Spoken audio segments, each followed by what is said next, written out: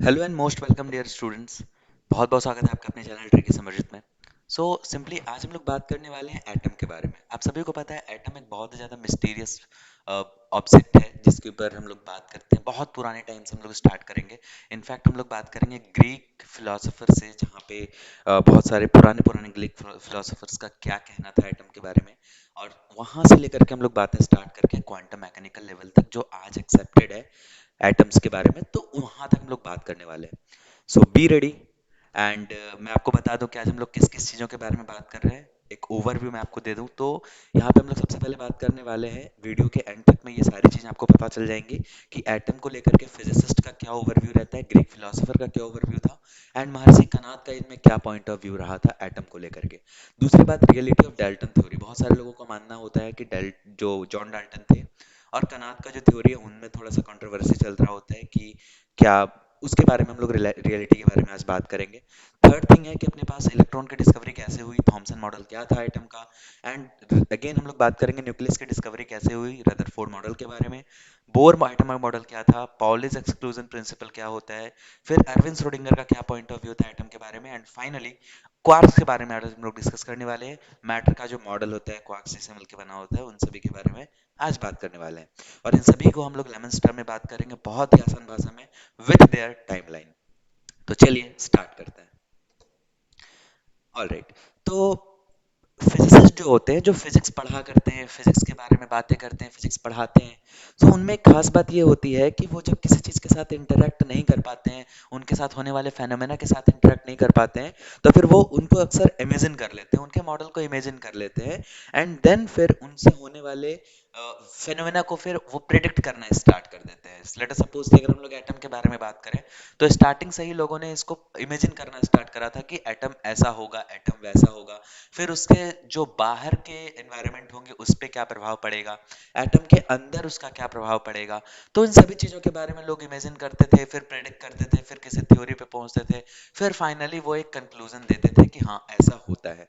तो अगर मैं पुराने टाइम पे बात करूं तो कुछ लोगों को लगता था कि एटम कुछ इस तरीके के है, लोगों ने मान लिया। फिर धीरे धीरे बातें जब आगे बढ़ती गई तो अलग अलग लेवल में जा करके अलग अलग थ्योरीज हम लोगों के सामने आई। जैसे आप देख पा रहे हो, जॉन डाल्टन का थ्योरी आया, थॉमसन का आया, रदरफोर्ड, नील बोर्स, अरविंद श्रोडिंगर, अलग अलग साइंटिस्ट ने अलग अलग थ्योरीज दिया। और फाइनली हर थ्योरीज में कुछ ना कुछ लिमिटेशंस आ गए थे। उन सभी थ्योरीज के ऊपर हम लोग बात करेंगे, साथ ही उनके लिमिटेशंस के ऊपर बात करेंगे, और फिर ये देखेंगे कि उनको नई थ्योरी बनाने की जरूरत क्यों पड़ी। सबसे पहले अगर हम एक छोटी सी कहानी से स्टार्ट करें, लेट अस सपोज कि हमारे पास कोई भी मैटर है। लेट अस सपोज गोल्ड है, जो सबको पसंद होता है ना। गोल्ड अगर हम लोग ले लें और गोल्ड को हम लोग कट करना स्टार्ट करें, ये सभी को पता है मैटर है, और ये कैसा मैटर है, ये बिल्कुल सॉलिड मैटर है। इसमें हवा भी रखने की जगह नहीं है, इसके अंदर हवा भी नहीं हो सकता, इतना ज्यादा सॉलिड है ये। तो अगर इसको हम लोग कट करना स्टार्ट करें, इसके अंदर कुछ नहीं है, फॉर एग्जाम्पल यहाँ पे एक सॉलिड हमारे पास गोल्डन बार है जिसके अंदर कुछ भी नहीं है। अगर मैं इसे कट करना स्टार्ट करूं, फॉर एग्जांपल मैं इसे छोटे छोटे पार्ट्स में कट करना स्टार्ट करूं, तो हो सकता है कि ये चार पांच पार्ट पांच कट करके फिर छोटा हो जाए। अब फिर मैं इसे और अगेन कट करूं तो हो सकता है ये और छोटे छोटे पार्ट्स में डिवाइड हो जाए, एंड मैं बोलूं कि नहीं, इसको और छोटे पार्ट में डिवाइड कर दो। करते करते करते करते एक ऐसा पार्ट आएगा जब ये कटना बंद हो जाएगा। ये मैं नहीं कह रहा हूं, ये कह रहे थे ग्रीक फिलोसोफर, ग्रीक के जो फिलोसोफर थे वो लोग कहते थे। अब उनमें से कुछ लोग ऐसे थे जो इनको बहुत अच्छे तरीके से स्टडी कर रहे थे, जिनका नाम ल्यूकिपस एंड डेमोक्रिटस नाम से उनका नाम रहता है। तो उनका ये मानना था, यहाँ पे आप देख पा रहे हो ल्यूकिपस एंड उनके जो स्टूडेंट है डेमोक्रेटस, इनका ये मानना था कि कोई भी अगर अपने पास मैटर है, अगर आप इसको छोटे छोटे पार्ट्स में कट करना स्टार्ट कर देते हो, तो एक टाइम ऐसा आएगा कि वो एक ऐसे फॉर्म में कन्वर्ट हो जाएगा, एक इतना छोटा फॉर्म उसका बन जाएगा कि और इसको कट कर पाना पॉसिबल नहीं होगा। ये नॉन स्लाइसेबल हो जाएगा इस मोमेंट पे, ये नॉन स्लाइसेबल हो जाएगा, इसको स्लाइस नहीं कर सकते उस मोमेंट पे। और इसी वाले ऑब्जेक्ट को, इस मोमेंट पे इस वाले ऑब्जेक्ट को हम लोग ग्रीक की भाषा में बोले तो इसको एटमॉस बोलते थे। ये ग्रीक भाषा का वर्ड था, ग्रीक का। अब ग्रीक भाषा में इसको एटमॉस बोलेंगे, इंग्लिश में अगर हम लोग बात करें तो इसको एटम बोलते हैं। ठीक है, ये चीज होता है। तो ये था ग्रीक फिलोसोफर का इनके ओवरव्यू कि अगर हम लोग कट करते जाए करते जाए करते जाए तो क्या, कभी तो ऐसा पार्ट आएगा कि एकदम स्मॉलेस्ट पार्ट हो जाए। तो ये ल्यूकोपस और डेमोक्रिटस का कहना था कि हम लोग एक मोमेंट पे वहां पे पहुंच जाएंगे जहां से हम लोग और आगे फर्दर कट नहीं कर सकते, और उसी को इन लोगों ने एटम नाम दे दिया। ठीक है। अब इसके बाद की कहानी अगर हम लोग बात करें, ये अराउंड 5th सेंचुरी की बात है, वो भी बिफोर क्राइस्ट एरा की बात है, क्राइस्ट एरा के पहले की। अब इसके बाद जो आते हैं वो है महर्षि कणाद, जो इंडियन थे। अब इनमें क्या होता है कि इन्होंने 6th सेंचुरी में एक थ्योरी दी जिसमें कुछ कुछ पॉइंट्स थे। जैसे सबसे पहला पॉइंट उन्होंने रखा था कि एवरीथिंग कैन बी सब डिवाइडेड, मतलब जितने भी ऑब्जेक्ट हैं अर्थ पे उनको हम लोग चाहें तो सब डिवाइड कर सकते हैं, है ना, फर्दर हम लोग उसको कट कर सकते हैं।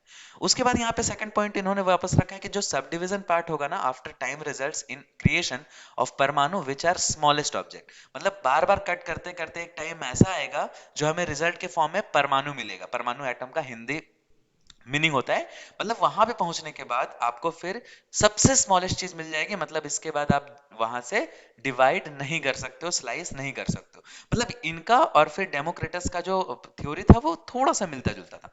अब थर्ड पॉइंट इन लोगों ने क्या रखा यहाँ पे, महर्षि कणाद जी ने ये रखा कि परमाणु इज इनडिविजिबल, परमाणु जो होगा यानी कि एक ऐसे पॉइंट पे जहां पे ये स्लाइस नहीं हो सकता, मतलब वो इनडिविजिबल हो जाएगा। It can not be further divided, so everything can not be सब डिवाइडेड। और फिर इन लोगों ने बोला कि लाइक जो भी चीज है वो सब डिवाइडेड सारी चीजें नहीं होती है। एटम एक ऐसा लेवल है किसी भी ऑब्जेक्ट का जहां पे चीजें पहुंच अगर जाए तो वहां के बाद सब डिवाइड करना संभव नहीं है। फोर्थ पॉइंट इन लोगों ने कहा कि द एटम इज इटर्नल, मतलब एटम जो होता है वो इनडेस्ट्रक्टिबल होता है, मतलब उसे हम लोग बर्बाद नहीं कर सकते, बना भी नहीं सकते, बर्बाद भी नहीं कर सकते। ठीक है, तो वो अजर अमर होता है, तो this means it is indestructible. Fifth point इन्होंने कहा कि it is the basis of all material science. जब भी हम लोग स्टडी स्टार्ट करेंगे तो एटम से ही करेंगे, हर चीज का बेसिस एटम होता है। जैसे अगर हम लोग बायोलॉजी में बात कर लें तो उसका जो फंडामेंटल यूनिट होता है वो सेल होता है, वैसे यहाँ पे अगर कोई भी ऑब्जेक्ट के ऊपर बात कर लें तो उसका जो फंडामेंटल यूनिट होगा that is atom. Sixth point इन्होंने रखा कि it is invisible to naked eye, obviously इतना छोटा हो जाता है कि it is not visible to naked eye. Seventh point इन्होंने रखा कि परमाणु which is today known as atom can have two state, state of motion and absolute rest. अब ये सारी बातें इन्होंने महर्षि कणाद जी ने रखी थी एज अ पोस्टुलेट आप कह सकते हो, एज अ पॉइंट कह सकते हो, एज ए एटॉमिक थ्योरी कह सकते हो। अब इनमें क्या होता है ना कि इसी थ्योरी को थोड़ा सा लैंग्वेज को मॉडिफाई करके जॉन डाल्टन ने जॉन डाल्टन ने 1803 में एक थ्योरी दिया था। और जो फिजिसिस्ट लोग होते हैं और हम लोग खुद भी, हम लोग ये मानते हैं कि जॉन डाल्टन का ही पहला एटॉमिक थ्योरी प्रपोज हुआ था, बट ऐसा नहीं है। अगर आप जॉन डाल्टन के एटॉमिक थ्योरी को देखोगे तो आपको एग्जैक्टली यही सारी बातें थोड़ी सी लैंग्वेज डिफर करके आपको वहां पे मिल जाएगी। तो मैं अगर कायदे से बोलूं तो यहाँ पे सबसे पहला एटॉमिक थ्योरी अगर किसी ने दिया था कायदे से तो महर्षि कनाद ने दिया था। हालांकि इसका ओवरव्यू पहले भी मैं बता चुका हूं कि ग्रीक फिलोसोफर जो डेमोक्रेटस थे और उनके जो गुरुजी थे वो ल्यूकोपस, उन्होंने दे रखा था थोड़ा सा ओवरव्यू कि हाँ एटम होता क्या है। बट जो एटम के बारे में बहुत सारी जानकारी होती है वो सबसे पहले महर्षि कनाद ने दिया था, जिसका थोड़ा सा मॉडिफाइड वर्जन जॉन डाल्टन ने दिया है और जिन्हें हम लोग फर्स्ट एटॉमिक थ्योरी के नाम से जानते हैं। अब ये तो चीजें हो गई। अब बात करते हैं इसके बाद की, क्या ये सच है कि परमाणु जो भी चीज महर्षि कणाद जी ने बोला है वो वैसा होता है? तो उस टाइम के लिए तो चलो ठीक है मान लिया था लोगों ने, बट अभी क्या है? अभी अगर हम लोग बात कर ले 1897 की, मतलब कि महर्षि कणाद के थ्योरी देने के अप्रॉक्स 2000 साल के बाद, तो यहाँ पे क्या होता है कि जे जे थॉमसन नाम के एक साइंटिस्ट आते हैं और वो एक एक्सपेरिमेंट करते हैं। एक्सपेरिमेंट करने से उन्हें ये बात पता चलती है कि कोई चार्ज्ड ऑब्जेक्ट है जो, अगर हम लोग m बाई ई का रेशियो अगर निकालना चाहे तो वो हम लोग इसी वाले एक्सपेरिमेंट से निकाल सकते हैं जो जे जे थॉमसन के द्वारा दिया गया था। तो इनसे ये बात पता चली कि एटम के अंदर भी कोई ऐसा पार्टिकल हो या फिर है जो कि अपने को डिफ्लेक्शन दे रहा है, मतलब कहीं ना कहीं अपने को चार्ज के बारे में बता रहा है, m बाई ई का रेशियो दे रहा है। डिफ्लेक्शन के बारे में हम लोग इनके लिमिटेशंस में पढ़ेंगे। तो ये चीज यहाँ पे आया हम लोगों के पास जे जे थॉमसन के द्वारा। फाइनली अगर मैं बात करूं 1897 में क्या हुआ, तो जे जे थॉमसन ने एक ऐसा चार्ज पार्टिकल को आइडेंटिफाई किया जिसका नाम इलेक्ट्रॉन रखा गया। ठीक है, तो कायदे से मैं बात करूं तो आप यहाँ पे देख पा रहे हो कि वोल्टेज टर्म लिखा हुआ है एंड यहाँ पे बैटरी है ना। तो यहाँ से आपको ये बात पता चल रही होगी कि यहाँ पे कहीं ना कहीं इलेक्ट्रिसिटी के थ्रू एक्सपेरिमेंट हुआ है। ठीक है।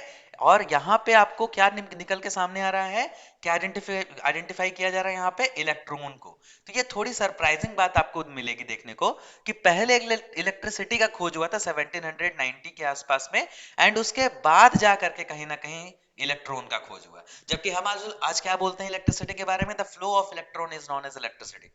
तो यहाँ पे इलेक्ट्रॉन का खोज बाद में हुआ, पहले इलेक्ट्रिसिटी का खोज हो गया। तो 1897 में इलेक्ट्रॉन का खोज हुआ, कौन किया, जे जे थॉमसन ने इसको आइडेंटिफाई किया कि कोई एक चार्ज पार्टिकल तो होता है जो एटम के अंदर होता है। एंड अगर हम लोग इनके बारे में बात करें तो इसी बेसिस पे उन्होंने कुछ थ्योरीज भी दिया था, कुछ एटॉमिक थ्योरी दिया था, वो क्या था वो देख लेते हैं। तो इन्होंने कहा था कि एक एटम जो होता है वो एक स्फीयर ऑफ पॉजिटिव चार्ज की तरह रिजेंबल होता है, जिसमें इलेक्ट्रॉन जो होते हैं, इलेक्ट्रॉन बहुत सारे जगह पे पुट किए हुए होते हैं। पूरा का पूरा जो स्फीयर है वो पॉजिटिवली चार्ज है और उसके अंदर इलेक्ट्रॉन पुट किए जाते हैं जो निगेटिवली चार्ज होता है, ऑब्वियसली इलेक्ट्रॉन निगेटिव चार्ज होता है। तो इस तरीके से उन्होंने एक थ्योरी दिया। सेकंड क्वेश्चन कंसेप्ट उन्होंने ये बताया कि पॉजिटिव और निगेटिव चार्ज जो होता है वो इक्वल होता है मैग्नीट्यूड में, इसलिए जो एटम होते हैं उनके पास कोई चार्ज नहीं होता और वो इलेक्ट्रिकली न्यूट्रल होते हैं। ठीक है। तो इन्होंने जो एटॉमिक थ्योरी दिया था उसके हिसाब से कुछ इस तरीके से चीजें दिखती चाहिए थी कि एक सर्कुलर है, एक एटम है जिसके अंदर कुछ इस तरीके की बातें हो रही है कि पूरा का पूरा वो पॉजिटिव सरफेस है, अब उसमें निगेटिवली चार्ज कहीं कहीं पे पुट किया हुआ है। ओके। तो इनके हिसाब से क्या हो रहा था, इस थ्योरी के हिसाब से हम लोग ये कंक्लूजन आराम से ये चीज निकाल सकते हैं कि फाइनली जो अपने पास थ्योरी है उसमें जो पॉजिटिव चार्ज है वो पूरे बॉडी में फैला हुआ है, ठीक है, और निगेटिवली चार्ज का अमाउंट थोड़ा कम है। तो इस वजह से अब बात करते हैं इसके लिमिटेशंस के बारे में। आप ये दो चीज बस याद रखना कि पूरा का पूरा जो ऑब्जेक्ट है, थॉमसन ने बताया था कि वो पॉजिटिवली चार्ज होता है, उसके अंदर जो निगेटिवली चार्ज होते हैं वो पुट किए हुए होते हैं। अब यहाँ पे देखो कि चीजें कैसे बदल रही होती। 1897 में थॉमसन ने आइडेंटिफाई कर दिया न्यूट्रॉन को, सॉरी इलेक्ट्रॉन को, और फिर जाके 1911 में अर्नेस्ट रदरफोर्ड ने क्या किया। अब देखो होता क्या था कि आज के टाइम पे भी ये हो रहा है, पुराने टाइम पे भी ये होता था, और आने वाले टाइम पे भी होगा। जो ह्यूमन नेचर है कि अगर हमारे जो कॉम्पिटिटर होते हैं वो कुछ करके दिखाते हैं, कुछ अच्छा करते हैं, तो हमारे मन में भी लालसा होती है कि हम भी कुछ अच्छा करें या फिर उसे नीचा दिखाएं। ये ह्यूमन नेचर होता है, ये किसी खास पार्टिकुलर इंसान के बारे में नहीं है। तो यहाँ पे जे जे थॉमसन ने जब ऐसा किया तो अर्नेस्ट रदरफोर्ड को लगा कि अच्छा उन्होंने ऐसा किया है तो हम लोग भी, हम मैं भी कुछ ऐसा करता हूँ, मैं भी एक काम करता हूँ, उनको गलत साबित करने का ट्राई करता हूँ। तो उन्होंने क्या किया कि कुछ एक्सपेरिमेंट, और ऐसा होना भी चाहिए, अगर आपको एक थ्योरी देते हैं तो उसको अगर किसी ना किसी तरीके से अगर आप गलत साबित कर देते हो इसका मतलब आपका थ्योरी गलत है। तो कहीं ना कहीं ये भावना सही भी है साइंस के क्षेत्र में। तो 1911 में ये वही टाइम है जब इंडिया की राजधानी कोलकाता थी और कोलकाता से हट के दिल्ली हो रही थी इंडिया में उस टाइम पे। और उस टाइम पे जॉन अर्नेस्ट रदरफोर्ड क्या कर रहे थे, न्यूक्लियस डिस्कवरी कर रहे थे। ठीक है। तो वहां पे इंडिया की कंडीशन थोड़ी सी खराब थी हम लोगों की, ब्रिटिश वाले की वजह से। चलो ठीक है, हम लोग टॉपिक पे आते हैं। 1911 में जो न्यूक्लियस की डिस्कवरी हुई थी वो किस हिसाब से हुई थी वो बताते हैं। सो अर्नेस्ट रदरफोर्ड का दो स्टूडेंट रहा करता था, हंस गीगर और अर्नेस्ट माल्टर। तो इसमें क्या हुआ कि लाइक दोनों लोगों को उन्होंने इंस्ट्रक्शन दिया कुछ एक्सपेरिमेंट करने को। तो जब उनके स्टूडेंट्स ने एक्सपेरिमेंट किया और उनका रिजल्ट इन्हें बताया तो ये काफी शौक में आ गए थे। शौक में इसलिए आ गए थे क्योंकि उन्हें ये एक्सपेरिमेंट के जब रिजल्ट पता चले तो वो थोड़े शौक में आ गए थे। क्या था एक्सपेरिमेंट वो आप समझ लो पहले। उन्होंने बोला कि ये कोई गोल्ड का फॉइल ले लो और उसके ऊपर अल्फा पार्टिकल का बीम को ट्रांसमिट कराओ। तो जैसे ही उन्होंने ऐसा किया उनके स्टूडेंट्स ने, तो वो उन्होंने देखा, ऑब्जर्व किया कि ज्यादातर जो रेज हैं, रिफ्लेक्ट जो रेज उनके ऊपर डाला जा रहा था वो सीधे निकल गए, आर से पार चले गए। कुछ कुछ जो रे थे वो वेरी लार्ज एंगल से डिफ्लेक्ट कर रहे थे, और कुछ कुछ लोग तो कुछ कुछ रे जो थे वो बिल्कुल डायरेक्टली जिस रास्ते से गए थे उसी रास्ते से वापस आ गए थे। तो जब ये रिजल्ट अर्नेस्ट रदरफोर्ड को पता चला तो वो काफी शॉक में आ गए थे। वो शॉक में इसलिए आ गए थे क्योंकि अभी थॉमसन ने जस्ट अभी क्या थ्योरी दिया था कि पूरा का पूरा जो ऑब्जेक्ट है वो पॉजिटिवली चार्ज्ड है। अल्फा पार्टिकल क्या होता है आपको बता दें कि हीलियम का रे रहता है। तो हीलियम न्यूक्लियाई का बेसिकली वो अल्फा पार्टिकल रहा करता है। सो जैसे ही अल्फा पार्टिकल उसमें गया तो बहुत सारे रे सीधे आर से पार हो गए। ठीक है। तो इस पे अर्नेस्ट रदरफोर्ड ने कहा कि सबसे पहले तो जे जे थॉमसन का कहना यह है कि जो पॉजिटिवली चार्ज्ड ऑब्जेक्ट होते हैं उनका कंसंट्रेशन किसी एक खास जगह पे नहीं रहता है, वो पूरे के पूरे बॉडी में फैले रहते हैं। तो इसका ये रीजन है कि इसका डिफ्लेक्शन नहीं होना चाहिए था। और पहली बात तो इतना बड़ा डिफ्लेक्शन तो कभी नहीं होना चाहिए था। और उन्होंने ये भी कहा कि जॉर्ज जे जे थॉमसन का कहना है कि इलेक्ट्रॉन जो होते हैं वो काफी हल्के होते हैं। तो इस वजह से उनके थ्रू भी तो डिफ्लेक्शन नहीं होना चाहिए था। तो कहीं ना कहीं लिमिटेशंस आए थे जे थॉमसन के थ्योरी में। ठीक है, तो रिलेटिवली जो चार्ज ये रहता है अपना निगेटिवली चार्ज जो ऑब्जेक्ट था वो काफी स्मॉल अमाउंट में पुट किए गए थे, जिसकी वजह से तो डिफ्लेक्शन हो नहीं सकता था। तो फिर कायदे से उन्होंने अपना एक थ्योरी दिया। वो क्या थ्योरी था? उन्होंने ये थ्योरी दिया कि लाइक जो ऑब्जेक्ट होते हैं उसमें पॉजिटिव चार्ज तो होते हैं, लेकिन उनका कंसेंट्रेशन किसी एक जगह पे बहुत बड़े मात्रा में रहता है, जो कि जॉर्ज थॉमसन ने जे थॉमसन ने ऐसा नहीं कहा था। जे थॉमसन ने बस कहा था कि पूरा का पूरा ऑब्जेक्ट जो होगा वो पॉजिटिवली चार्ज होगा। अब ये उसको थोड़ा मॉडिफाई करके क्या बोले कि जो पॉजिटिव चार्ज होगा उसका कंसेंट्रेशन किसी एक जगह पे होगा, जिसको हम लोग न्यूक्लियस बोलेंगे, और तब जाके वहां से न्यूक्लियस की डिस्कवरी हुई थी। अब इलेक्ट्रॉन के बारे में अगर बात करें तो इलेक्ट्रॉन जो होगा न्यूक्लियस के बाहर कहीं ना कहीं जो रिलेटिवली बड़ा एरिया होगा एटम का, वहां पे वो ट्रेवल कर रहा होगा। न्यूक्लियस में इलेक्ट्रॉन नहीं होता है, इलेक्ट्रॉन के बाहर कहीं ट्रेवल कर रहा होता है। ये रदरफोर्ड का अपना थ्योरी था। अब रदरफोर्ड ने इस मॉडल को ऐसे डिस्कवर ऐसे मतलब एक्सप्लेन किया लोगों के सामने कि जैसे इलेक्ट्रॉन जो है वो एक तरह से प्लैनेट की तरह है, और जो अपना सन है वो एक तरह से न्यूक्लियस की तरह बिहेव करेगा। तो कहीं ना कहीं इसको हम लोग प्लैनेटरी मोशन भी कह सकते हैं, और इसीलिए इसको हम लोग प्लैनेटरी मॉडल ऑफ एटम के नाम से भी जानते हैं। इसको planetary planetary model of atom के नाम से भी जानते हैं इस थ्योरी को। ठीक है, तो यहाँ पे आपको दो चीजें पता चली कि डिस्कवरी ऑफ न्यूक्लियस कैसे हुआ और इन्होंने क्या थ्योरीज दिया था। ठीक है, तो अर्नेस्ट रदरफोर्ड का ये थ्योरी अपने पास आ जाता है। अब इसमें क्या लिमिटेशंस आने लग गए उस समय तक, इसमें लिमिटेशंस के ऊपर हम लोग पहले बात कर लेते हैं फिर आगे बढ़ते हैं। इसमें लिमिटेशंस क्या आने लग गए थे कि लाइक उस समय तक मैक्सवेल का जो इलेक्ट्रोमैग्नेटिक वाला थ्योरी था इलेक्ट्रोमैग्नेटिज्म का, वो आ चुका था। तो उनके हिसाब से अगर कोई एनर्जी, अगर कोई इलेक्ट्रॉन जो है वो एनर्जी अगर लूज करता है, घूमेगा तो एनर्जी लूज करेगा। मान लो कि यहाँ पे अपने पास ये न्यूक्लियस है और इसके चारों तरफ हम लोग इलेक्ट्रॉन को मूव करवा रहे हैं। तो इलेक्ट्रॉन मूव करवा रहे हैं तो इलेक्ट्रोमैग्नेटिज्म थ्योरी के हिसाब से ये जो सेंट्रीपिटल फोर्स लग रहा है, तो इसकी वजह से यहाँ पे इलेक्ट्रॉन का जो एनर्जी होगा वो कहीं ना कहीं सिस्टम से बाहर जाना चाहेगा। ठीक है, और ऐसे करते करते जब इस इलेक्ट्रॉन का जो एनर्जी है वो कहीं दूसरी जगह ट्रांसफर होगा, तो इसका जो एनर्जी लेवल है मतलब ऑर्बिटल नंबर है वो घटता चला जाएगा। और सिमिलरली वो घटते घटते घटते घटते वो सेल्फ डिस्ट्रक्ट कर जाएगा। मतलब एक टाइम ऐसा आएगा कि एनर्जी उसका आउट होते होते होते होते वो जाके न्यूक्लियस में प्लग इन हो जाएगा। ठीक है, तो इस केस में भी यहाँ पे जो अपना डिस्कवरी था न्यूक्लियस का वो तो सक्सेसफुल रहा, लेकिन अर्नेस्ट रदरफोर्ड का जो थ्योरी था एटम का वो हमारा यहाँ पे फेल कर गया। ठीक है, क्योंकि इलेक्ट्रोमैग्नेटिज्म थ्योरी ऑफ मैक्सवेल के थ्रू ये बात उन्होंने गलत साबित कर दी मैक्सवेल ने। तो अब जा करके यहाँ पे वैसे ही यहाँ पे भी जो बात रहा था कि रदरफोर्ड ने आकर के जे थॉमसन को गलत साबित किया, वैसे ही जब इनका थ्योरी आया और इनका थ्योरी जब मैक्सवेल ने गलत साबित कर दिया, तो लोग तैयार खड़े थे कि हाँ कोई इसको गलत साबित कर दे, हम कुछ और थ्योरी दे करके इसको और गलत साबित कर देंगे और मेरा थ्योरी चलने लगेगा। कुछ ऐसा चीजें वहां पे हुआ करती थी जैसे आज भी होती है। तब जाकर के नील्स बोर के लिए स्टेज तैयार हो गया था, एंड 1930 में नील्स बोर ने फाइनली एक एटॉमिक मॉडल दे ही दिया। अब एटॉमिक मॉडल ऑफ बोर का क्या था, ये बेसिकली हाइड्रोजन के ऊपर इन्होंने सबसे ज्यादा किया था। तो पहला जो पॉइंट इन्होंने ये रखा था कि एटम में इलेक्ट्रॉन्स जो होते हैं जो कि निगेटिवली चार्ज होते हैं, वो पॉजिटिवली चार्ज न्यूक्लियस के चारों तरफ घूमते हैं। और वो कैसे घूमते हैं? डिफिनेट सर्कुलर पाथ में घूमते हैं, जिनको हम लोग ऑर्बिट्स या फिर सेल कहते हैं। जैसे आप देख सकते हो कि यहाँ पे ये न्यूक्लियस है, इसका चारों तरफ बहुत सारे आपको सर्कुलर पार्ट दिखेंगे जो कि ऑर्बिट्स कहलाते हैं या फिर सेल्स कहलाते हैं। और हर सेल का अपना एक फिक्स एनर्जी होता है, मतलब जो एक एन टाइप के एनर्जी वाले इलेक्ट्रॉन nth नंबर के सेल में ही रहेंगे, ऐसा होता था। थर्ड में आपको बोला गया कि जो एनर्जी लेवल है वो किस चीज से डिपेंड करते थे, हम लोग 1 2 3 4 ऐसे रिप्रेजेंट करते थे, जिसको हम लोग क्वांटम नंबर बोलेंगे। एंड जो ऑर्बिट्स होता था 1 2 3 4, उसको हम लोग के एल एम एन के फॉर्म में बोलते थे। के है, एल है, एम है, एन ओ पी ऐसे करके बोलते थे।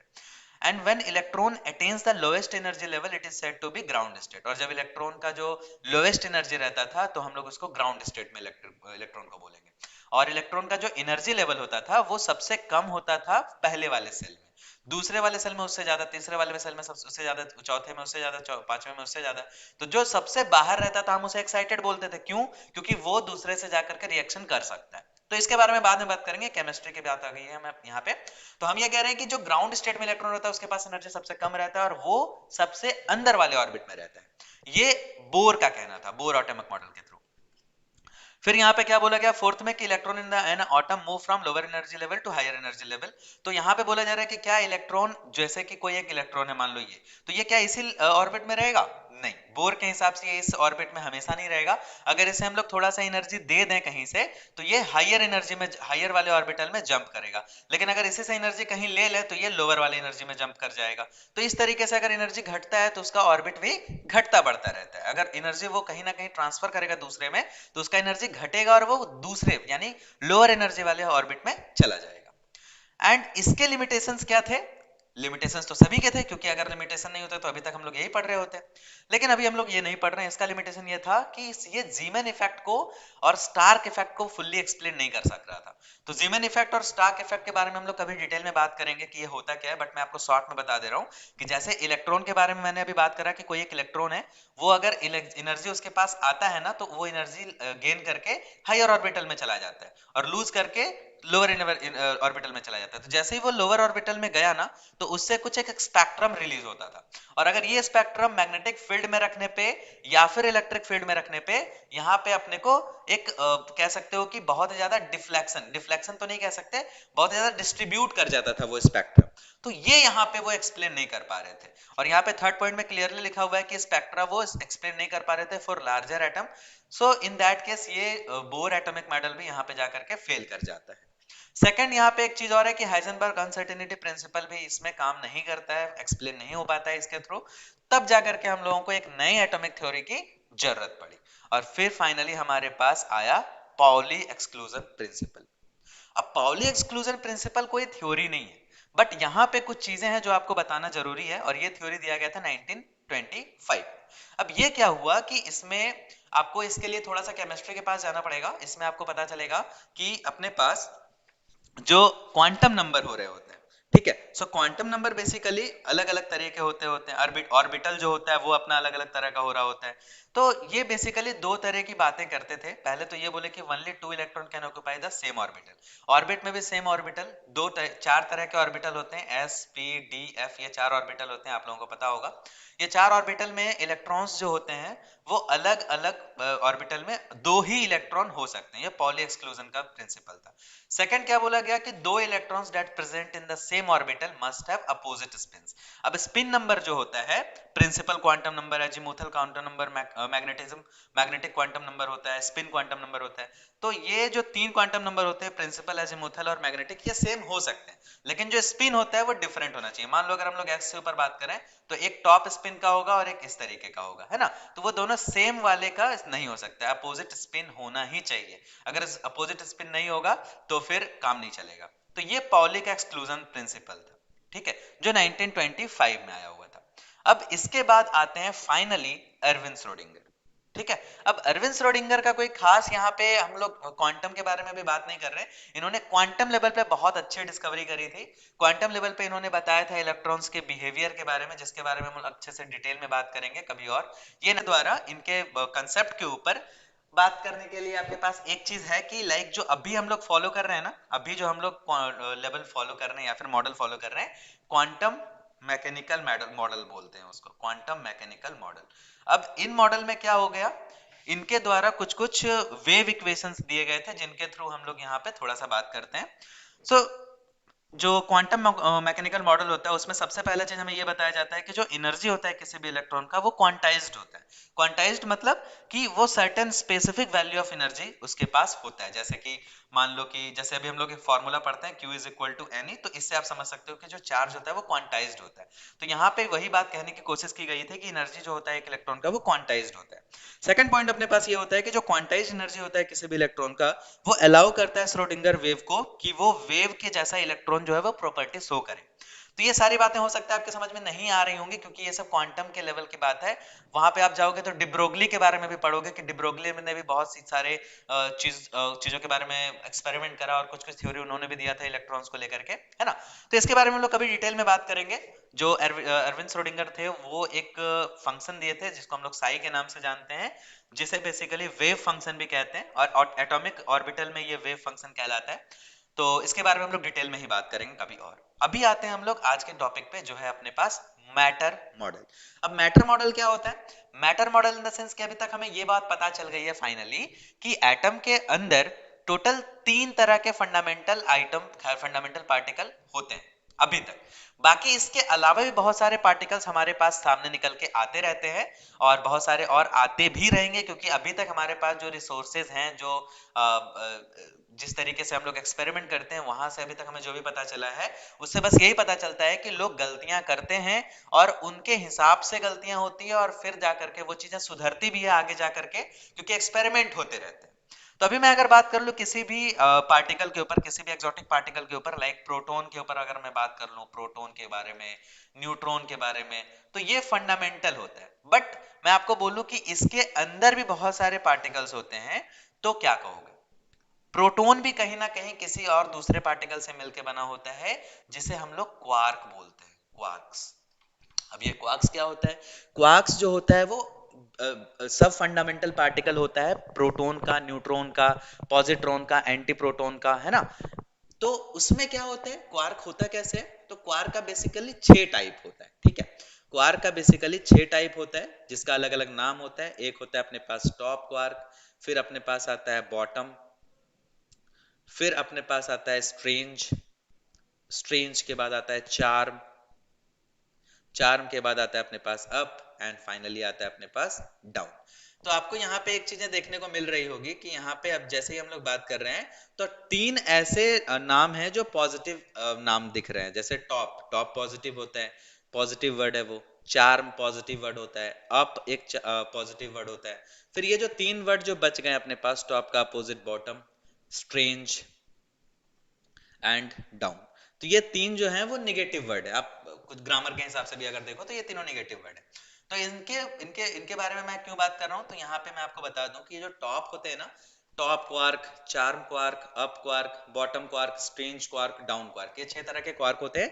एंड इनमें जो चार्जेस होते हैं, अप, टॉप और चार्म में प्लस 2/3 ऑफ प्रोटॉन के चार्ज होते हैं। प्रोटॉन में जितना भी चार्ज होगा उसके 2/3 चार्ज होंगे अप में, चार्म में और टॉप में, 2/3 ऑफ प्रोटॉन। और बॉटम, स्ट्रेंज और डाउन में नेगेटिव ऑफ 1/3 ऑफ प्रोटॉन के जितने भी चार्ज होते हैं प्रोटॉन में, उसका 1/3 नेगेटिव चार्ज होता है बॉटम में, स्ट्रेंज में और डाउन में, ठीक है। अब अगर मैं बात करूं कि प्रोटॉन में कितने क्वार्क होंगे, तो देखो प्रोटॉन क्या होता है, प्रोटॉन फुल्ली पॉजिटिव चार्ज होता है ना। और इलेक्ट्रॉन क्या होता है, इलेक्ट्रॉन नेगेटिवली चार्ज होता है। न्यूट्रॉन क्या होता है, न्यूट्रॉन जो होता है वो फुल्ली नो चार्ज होता है, इसमें कोई भी तरह का चार्ज इसमें नहीं होता है। सो अगर मैं बात करूं ना, यहाँ पे एकदम ध्यान से समझना, बहुत अच्छी चीजें हैं ये, कि अगर मैं प्रोटॉन के ऊपर बात करूं, प्रोटॉन, तो प्रोटॉन में क्या होगा, प्रोटॉन में 2 अप क्वार्क्स होते हैं, 2 अप क्वार्क्स होते हैं और एक डाउन क्वार्क्स होता है, ठीक है। अगर मैं न्यूट्रॉन के ऊपर बात कर लूं, न्यूट्रॉन के ऊपर, सो न्यूट्रॉन में 2 डाउन क्वार्क्स होंगे, 2 डाउन क्वार्क्स होंगे और एक अप क्वार्क्स होगा, ठीक है।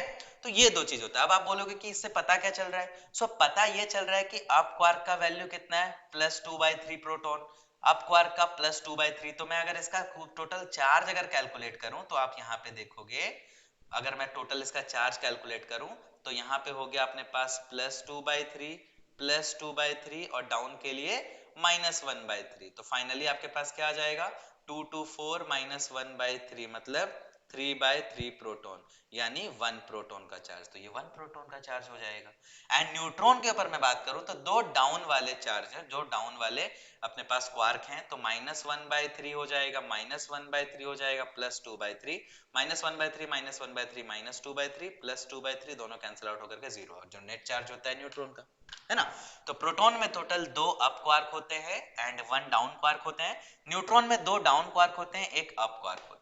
Okay, so that's all about the mysterious story about atom. तो ये था अपने पास एटम का mysterious story. So I hope आपको ये अच्छा लगा होगा, आपको बहुत सारी चीजें सीखने को भी मिले होंगे। एंड अगर आप चाहते हो कि आपको कोई ऐसे स्पेशल टॉपिक पे वीडियोस मिले, तो आप मेरे को कमेंट बॉक्स में बता सकते हो, आपसे वीडियोस रेगुलरली आएंगे। किसी वजह से मेरी वीडियोस नहीं आ पा रही थी, बट मैं आप ट्राई करूंगा कि मेरी वीडियोस अब रेगुलरली आए। बाकी आप लोगों को वीडियो देखने के लिए बहुत बहुत धन्यवाद। Thanks for watching and stay tuned with our channel. Do like and subscribe and share to your friends also. So see you in the next video. So till then, take care. Thank you everyone. Bye bye. Thank you.